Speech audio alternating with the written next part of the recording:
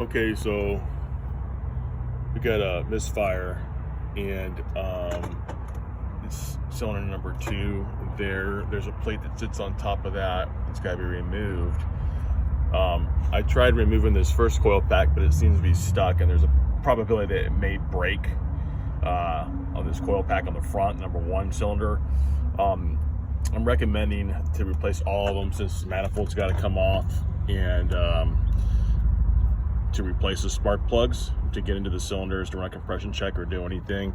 So the coil packs are not that expensive. They could be bought online for under $100 for all 6. I'm going to recommend we replace all coil packs and spark plugs, but prior to installing them, we run a compression test, which is we're going to require some extensive labor to get to this side here, get the spark plugs and get those out, and then get the compression gauge in there, run the compression test. So that's what needs to be done.